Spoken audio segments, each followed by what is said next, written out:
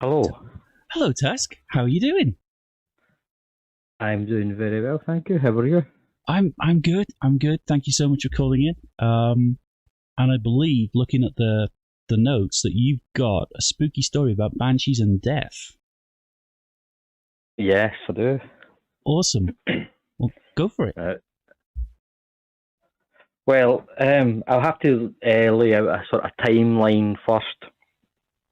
So, I remember the day exactly. It was my 10th birthday, and I know this because I shared it with a friend who lived across the road from me, and we always did our birthday together.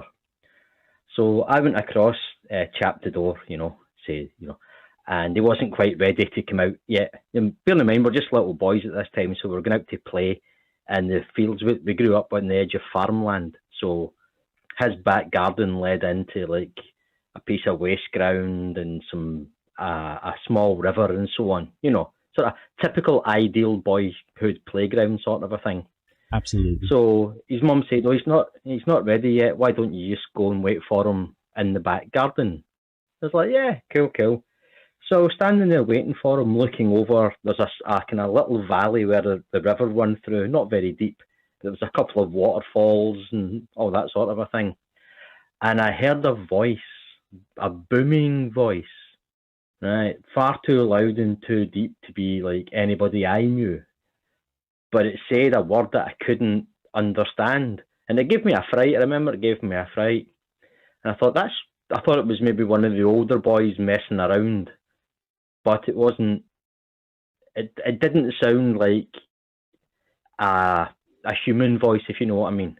It was far too deep, far too loud, and I could see there was no one around for about 50 yards on either side of me. So he came out, and I told him, and he just laughed and he said, "Oh, let's go over to where we were going to the waterfalls." And I was, I don't really know, because that's where I heard this voice coming from. And he's like, "Don't be bloody silly, stop messing about." So we went over, and the day just went on as normal. And then it was 2 days later, my uncle Peter passed away. Now I remember this because my birthday was on the Friday, and we always went to my grand's on the Sunday. So I was going to have my party at my grand's house. But it was a bit of a down atmosphere because my uncle Peter had passed away. Sure. And I was like, "Oh, okay." It was my first experience of death, I think, of someone close to me. And that was all well and good. And that night, or around that time, I had a terrible nightmare that I was around the back of my friend's house playing in the kind of waste ground, and something grabbed me by the feet or the legs and started to drag me towards the water. And I was clawing and clawing at the earth and shouting at my friends for help, but they were just standing around watching and they couldn't help me. And I remember waking up and I ran into my parents' room and I was like, "Oh, it's a terrible, terrible dream." And they're like, "You're fine. It's only a nightmare. You'll be okay." So that was kind of that part of it. Now, a few years later, I would have been around 15 maybe. Um, I think it was one of my uncles or so. I can't remember. Somebody gave me a book for my birthday on Scottish myths and legends, Okay. and it was the legend of the Bee and Nye, who, according to Scottish legend, is a kind of banshee who washes the linen of the dead, and she's said to be seen around the time that someone close to you is going to die, and she washes the linen ready for their burial shroud. Okay. And if you see her, she'll wrap the shroud round your legs and drag you into the water and drown you. Uh, and I remember reading that, and that dream came back to me, you know, and that whole experience of the booming voice and everything. I thought that's really, really strange because there's no way I would have read that book or known anything about the Bee and Nye at 9 or 10 years old, and that stuck with me my whole life. But I don't believe in the supernatural or ghosts or any of that sort of thing. But it's ingrained in our Scottish and Irish folklore and history and our culture. People say, "Do you believe in fairies?" I say, "No, I don't have to. I know they're real. They're part of the landscape, you know." But that terrified me for years and years. I was scared to go back to that place because it was just all those three things coming together. You know, my Uncle Peter dying, the nightmare, and hearing the voice. And in hindsight, I don't know if it's a false memory, but it sounded like the voice said the words be and nigh. Like a booming male voice. That's not something I've heard before. Because I'm Welsh originally, and I'm with you. There's so many little things built into culture, you know, and superstitions and myths and legends. You kind of you are brought up with it, whether or not you know your parents believe that sort of thing. They even teach it in all the Welsh myths and legends they taught us in school. So yeah, that's really weird though. And see, we grew up. We were part of like the travelling community, so superstition was part of everyday life. You know, if you had to borrow an egg from a neighbour, you had to send the oldest son in. You had to pay for it in silver. You put salt under the bed if someone was ill, and or if you used salt, you had to throw some over your left shoulder, all that sort of thing. You know, that was part of our everyday life. It wasn't till I got probably to in my early teens I realised that it was a load of old shit. But this is how we were, like yourself, this was part of the landscape. This is part of our culture. So have you said, have you carried any of those superstitions forward with you? Is there anything that you still do, even though you might not believe it? Do you still throw salt over your shoulder or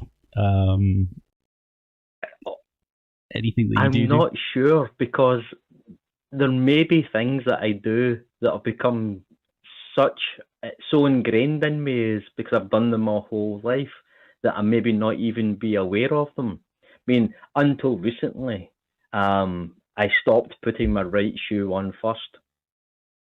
If I put my left shoe on first, I would take it off, put my right shoe on, take that off, and then put my right shoe back on, because you always had to put your right shoe on first.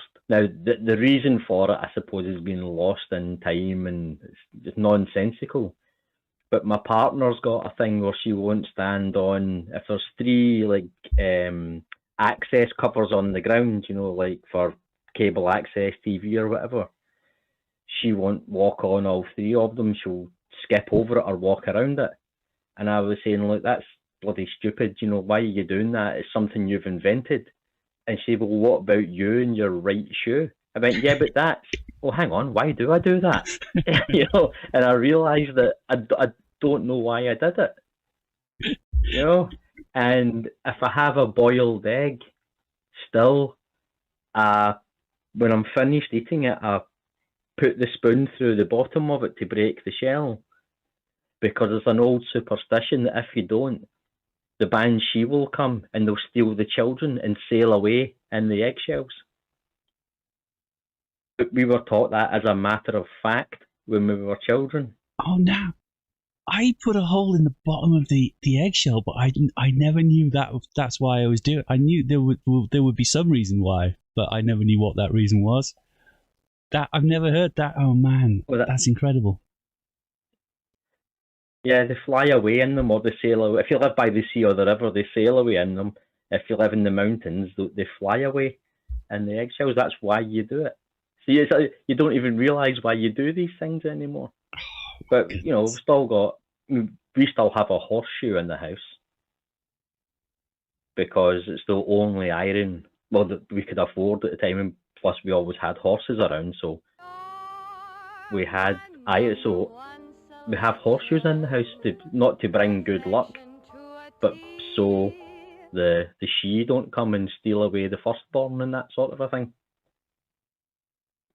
It's super. It's amazing how these things are still in your head, because I now you've kind of made me think about it. New shoes on a table. You don't do that. Never do that. Yeah. new shoes on the table. Now, I did it once when I was a kid at my grand's house, and she got really cross with me, and I had no idea why. And then polishing. See, is it? Oh my goodness, polishing new shoes as soon as you get them, and then I still put, if I buy a wallet for somebody, I still put a small amount of money in the wallet, which I know is a really that's a superstitious thing as well. Yeah, you can't buy your own wallet, and if somebody has to buy it for you and they have to put money in it, you can't give someone an empty wallet because that's bad luck.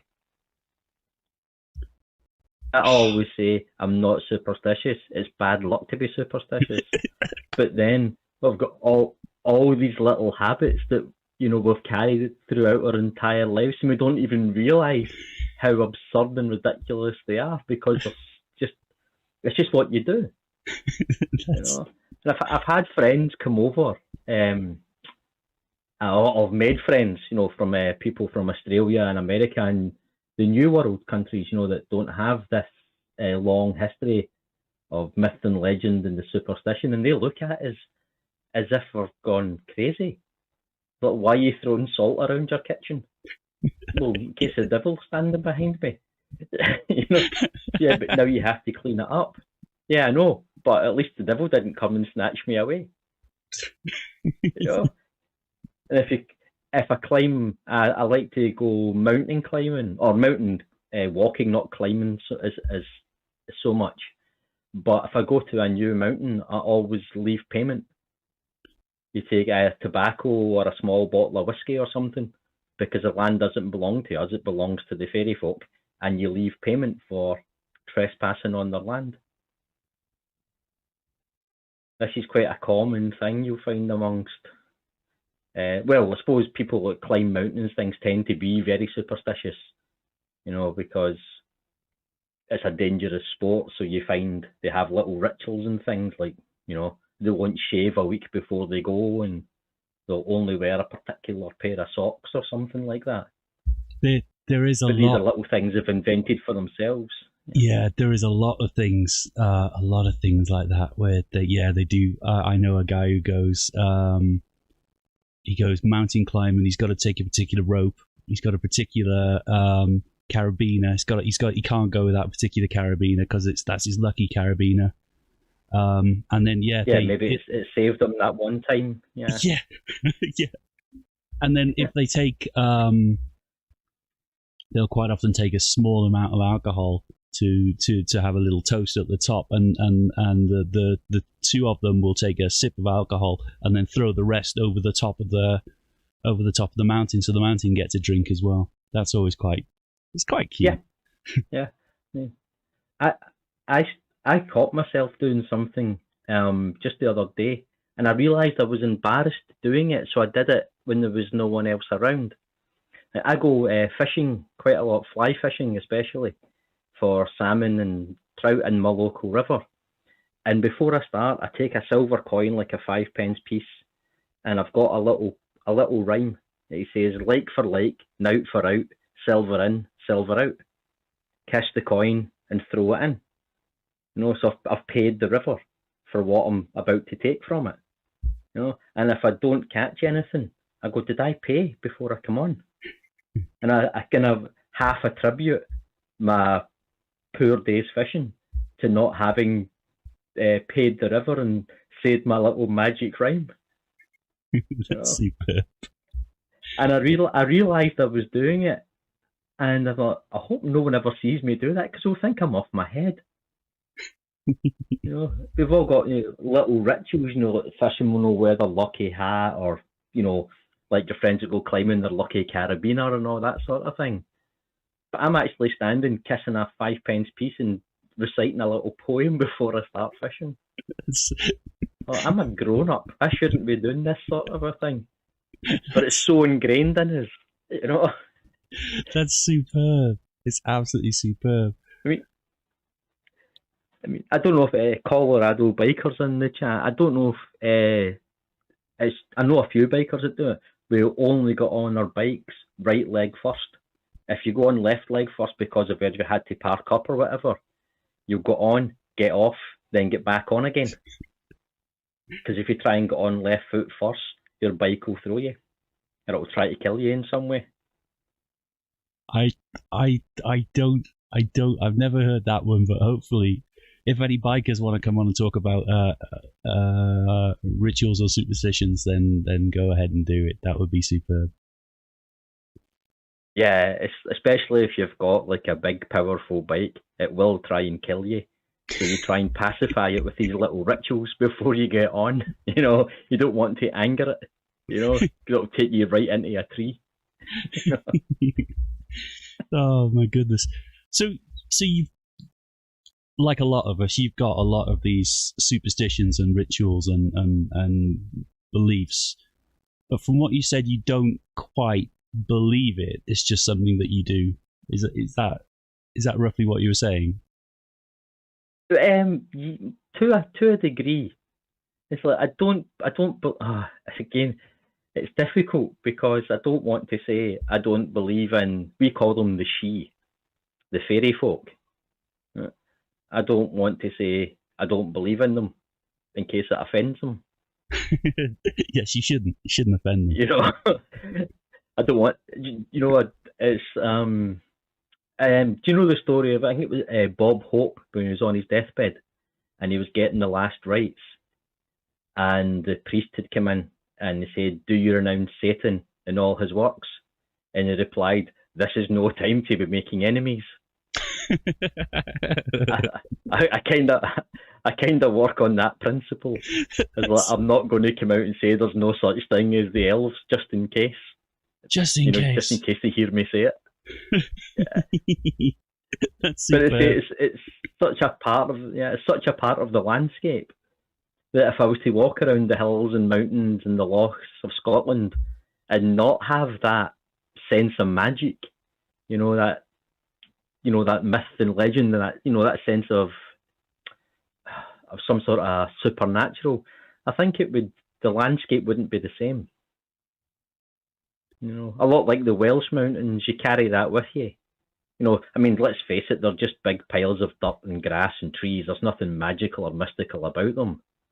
But it's what you take in with you that makes these places magical and mystical and, enchanting, if you like, the ancient woodlands of Wales and all that sort of thing. You wouldn't want to walk around thinking it's just some trees. That takes the experience away from it. Yeah. Well, especially walking around Wales, because I know some of the myths and legends and the stories and the places. If I go to somewhere like Beirth Galet, go and see the like the dog's grave, the remains of the Prince of Wales Castle, that type of thing. I want that to be true. They've even got a bronze dog in the remains of in the kind of ruins of one of these buildings. I kind of want that to be true. That's kind of a special place to me because of that story. Yeah. Otherwise, it's just another valley in Wales. Yeah, if it's not true, then it should be, and more besides. Yeah. But it's odd how, we kind of pride ourselves in being logical people and all that, but at the same time, you still want that. You need it to be real to a degree. And if my members of my family, especially the older members of my family, heard me say these things, they'd put a curse on me. Or they wouldn't have to, because the devil would come and take me for the terrible things I said about him. That's it's to the point now where I say I do these things in private where no one can see me. Like I'll do the salt over my left shoulder, but I'll do just a couple of grains and pretend I'm not really doing it, But I still do these little rituals. I remember getting sent to the other end of the village to one of my mum's friends to get an egg, and I had to carry it in my left hand, and I couldn't make a right turn before I got home. So I had to go this bizarre, circuitous route all the way around the village to get home. Now, I don't know if they were just like trolling me to see how stupid I was, see if I would actually do it. But if you saw somebody carrying an egg in their hand, you didn't go anywhere near them, The instinct as children is to run across and smack it out with their hand, or steal it from them and throw it at them or whatever, But you wouldn't dare touch somebody who was carrying an egg because of what it would bring down on you from your parents and their parents and all the kind of elders of the village. Wow. Like, you smashed an egg? Oh, that'd be you, That'd be you. You'd be on the blacklist for months. Yeah. It's amazing how so it's difficult to throw. Yeah. Go on. Sorry, go on. I was going to say, it's amazing how we carry these things around. And just talking with you now has made me realize that I still carry these things around with me. Yeah, so Colorado, bikers asking I couldn't make a right turn. No, I had to walk along the longest road, which was about a mile long, and it went down through the crags because it was the only way I could get to one house and from the other without going through the houses. So I had to go skirt the village around the path that went along by the river. Goodness. And it took about an hour. It would have taken about 10 minutes otherwise. Yes. But it took about an hour. Oh, goodness me. Oh, goodness me. See, I wonder if there's people in the chat now listening going, hang on, I do that as well, or these little things you don't even realise. I tell you what, let's find out.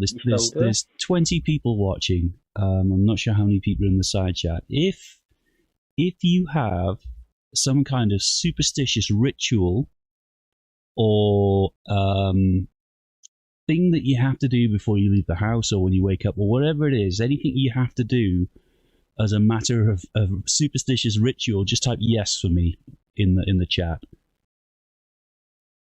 Unless you want to tell us what that superstitious ritual is. But I'm fairly sure that there's not just the two of us that do these things. There's got to be a few more people. I wonder how many people who don't realise it or do realise it, then rationalise it by saying, oh, it's just a thing, it's not really a superstition. Yes, it is. Of course it is. Yeah. There we go. Musicians especially are terribly superstitious. Yes. Amy says yes. Chris Durham says yes. Okay, Boomer says yes. So we're not alone in this. No. So I was thinking about this just a couple of days ago, because I was looking at old footage from London and Glasgow that had been colourised, films like 100 and so years ago. Oh, I love that. And the way people behaved, and it looks, to us, it looks quite strange. And I thought, is there anything we do in our modern times that people will look back on in 100 years and go, why are they doing that? That's such a strange thing to do. Or there may be something that's some barbaric ritual that we perform that's become so commonplace we don't even realise that we do it anymore. So I don't watch much television, but I'm scanning it now to see if there's anything odd that the presenters do or say or whatever, just to see if there's that kind of ritualised sort of superstition thing. But I can't find it, neither maybe because it's not there or I just don't see it anymore. Oh, my goodness, it's probably because you don't see it.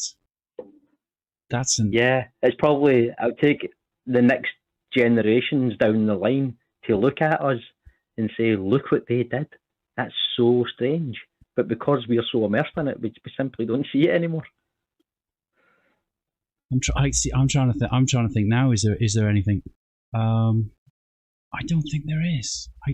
It doesn't stand out because, mind you, it wouldn't stand out because I still throw salt over my shoulder and weird things like that. Won't put shoes on the table.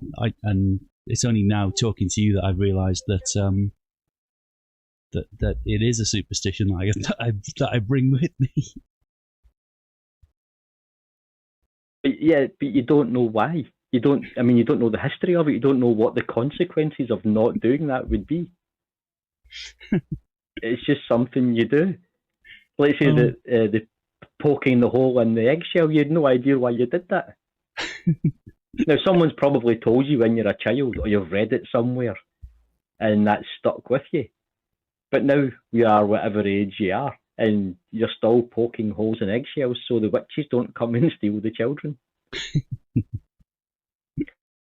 Which, breaks just about all the laws of physics, apart from anything else. How are you going to fit a child in an eggshell and fly it away? Oh my goodness. Oh, now see, I don't know how you pronounce his surname, Mark Beiser, says, newsflash, there are no consequences. Well, how would you know? How would you know? You wouldn't. You wouldn't know, because the consequences might be far-reaching, but they might take years to come to fruition. You don't know. You could have said, I'm not putting new shoes on a table. And if you hadn't done that, you could have found 50 grand. But because you did do that, then they've snatched it away from you. Well, there you go then. You're not getting your bloody money. So you don't know. The consequences might be so inconsequential that they become meaningless, but you may suffer an itchy foot at an inappropriate time. You don't know. I mean, I would imagine, if there is, like devils and demons are probably a little more powerful than that, but I don't expect they've got time to go around punishing everybody that, doesn't throw salt over their shoulder or carry an egg in the right hand. I mean, maybe a few hundred years ago when the population was like a fraction of what it is now. Oh, that's superb. That is superb. Well, thank you, Tusk. I do have another caller to get through who wants to talk about musical superstitions. Oh, I think that's probably hearing it. I think that's something you've prompted. So thank you very much for that, and thank you for calling in. Thank you. And I'll speak to you soon. Cheers, Tusk. Ta-ra. Bye.